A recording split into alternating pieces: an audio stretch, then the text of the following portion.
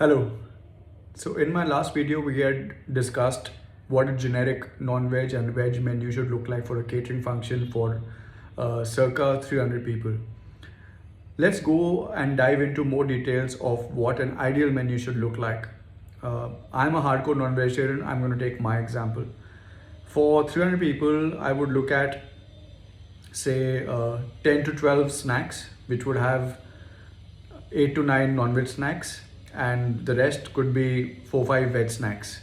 In non-veg snacks, I would divide the snacks into fish into two varieties, especially if it's winters. It could also be three varieties if the fish quality is good. By fish quality, I mean there are three types of fish which are mostly used for wedding functions or for pre-wedding functions in caterings. That's sole, surmai, basa or singara. So 3 to 4 variants are used mostly. So if my budget is good, I'll go for definitely sole tikka, which is like a nachari fish tikka, or Afghani ajwaini fish tikka. I'd go for singhara fish fry, which could be a beer battered fish with tartar sauce. I could also go for a fish Amritsari. So I would either use singhara or I would use surmai for this, because the palate is preferable, especially in North India, for these fishes. I would not personally go for basa because that fish is not very good in terms of texture. It's not good in terms of taste. But yes, for if the budget is less and you want to negotiate on the rates with the caterer, you could always tell them that you'd rather have basa fish, Thai basa fish fillet, which could be a beer battered fish with tartar sauce, or could be a fish amritsari with lemon coriander chutney. In chicken, I would go for 3 to 4 non-veg chicken snacks. There'd be a mix. Mostly would be tandoori. So I'd go for 3 tandoori snacks, and I could have one chicken spinach corn cigar roll, which would be a fried variant in chicken. So we've covered say 3 fish, 4 chicken varieties, out of which 3 are tandoori. So 7 non-veg snacks we've done, and I could have at least one non-veg mutton snack, which is lagan ki boti or a barra. But barra has bones, so it's a little cumbersome to have during a wedding function because people are usually walking around and they have drinks in their hands, so it gets a little cumbersome to eat a bony snack. But lagan ki boti is a very good snack to have just on a toothpick. I could also have a gilauti kebab served with a small ulte tawa ka parantha. So this makes it 8 non-veg snacks. 4 veg snacks could be divided into a range of paneer-based snacks and soya-based snacks, and some veg methi malai seekh kebab or something, or some couple of fried snacks. In soups, if it's a winter-based function, say between November and February in north of India, or November and March in north of India, and it's a night evening time function, then I'll have at least, for 300 packs, I'll have at least 3 soups, which could be 1 non-veg soup and 2 veg soups. Usually ladies and older people, the older gentry, love to have soups in the evening, and it's actually a very good filler as well. People who want to diet, people who want to have something healthy, not like absolutely healthy as a catering function, but to opt for a healthier standard would be soups. I'll have, for my own function I'm talking about, because it's more non-veg heavy and drinks heavy in the evenings, I'd keep chaat, but very limited. I'd have say 3 stations of chaat, maybe a golgappas for the ladies, maybe a papdi chaat, dahi balla, and maybe an aloo tikki, which is light on the palate, and the women could enjoy it, especially during the starting hours of the event. And it's quite wholesome, so it acts as a meal as well for some people, especially vegetarian people. I would not have fruit, because I think fruit is mostly for veg functions, and for day functions it serves very well. I'm not saying I'm against or averse to keeping a fruit station, but for my own function I would not go for fruit. I would have a heavy snack menu. I would have a good chaat and soup menu.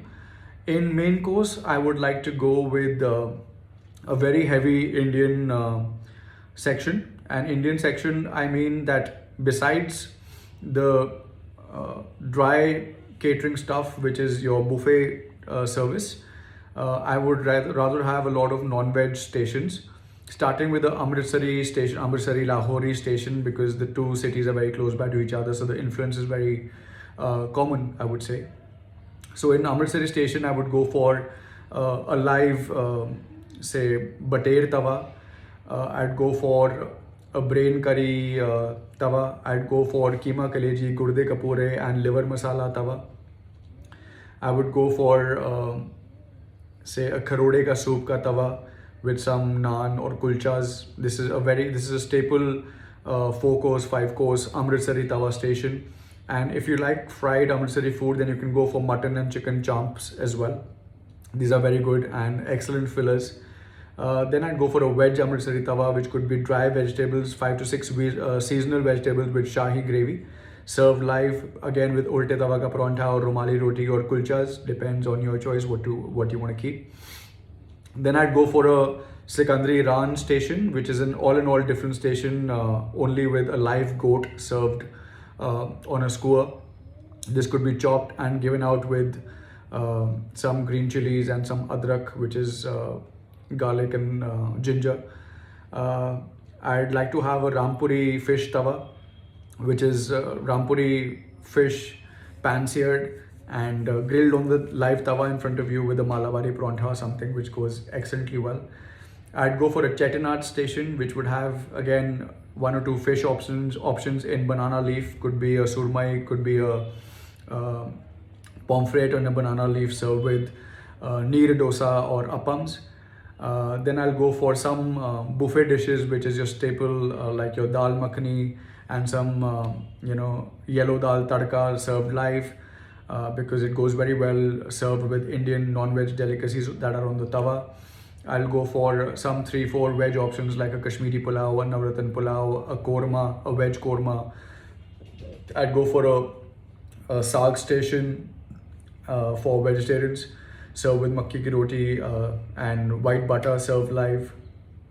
I'd definitely go for a pasta station because pasta is loved by all gentry from all age groups, from kids to adults, and it's again a very good filler. I could have both condiments, veg and non-veg, and served live with either garlic bread or some normal multigrain breads.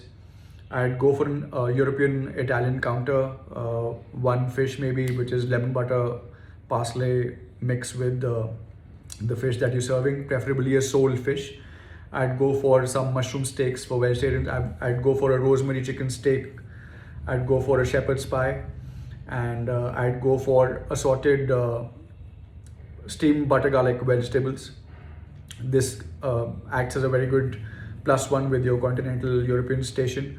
So I think this is more of my menu for 300 packs I'm talking about. If the number of packs increases, say goes up to 500, 700, then I'd rather keep a Lebanese and a Mediterranean counter as well, with a live veg and non-veg cottage cheese shawarma and some other fillers like your tabbouleh salad and falafel, etc.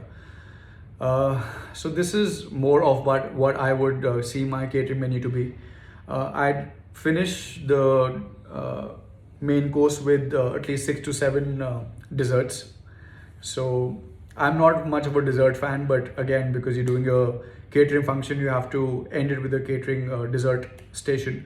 So maybe 2 to 3 continental desserts, like a couple of souffles, couple of like a date and walnut, maybe a peach and crunch pudding, and definitely some Indian dessert options like a jalebi counter served with gulab jamun and with vanilla ice cream, and maybe have some halwas in winters, which could be a moong dal halwa or could be a different variety of halwa. That's your choice totally. So in winters you have gajrela, you have moong dal, you have, now there's like the combination is unlimited and the variety is unlimited in halwas as well. So good 3-4 Indian desserts and good 2-3 continental desserts is what my menu is going to look like.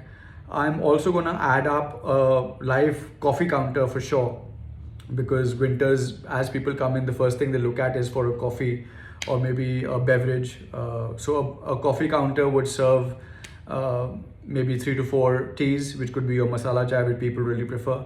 Could be 2 to 3 green teas and other teas like Darjeeling tea, Assam tea, a couple of green teas, a couple of jasmine and chamomile teas. It could have coffees, say cold coffees and frappes into 2-3 assortments. It could have hot coffee like your lattes and mocha and cappuccino, which are your standard to go for any wedding functions, catering functions. So this is more about how my menu would look like. Hope you enjoyed this video, and if there's any questions, if you want to design your own menu, if you want snack options or main course options, anything that you're looking at for assistance, I'm ready to help. And just wishing you guys a great day and happy food day, happy catering day. All right, thank you guys. See you.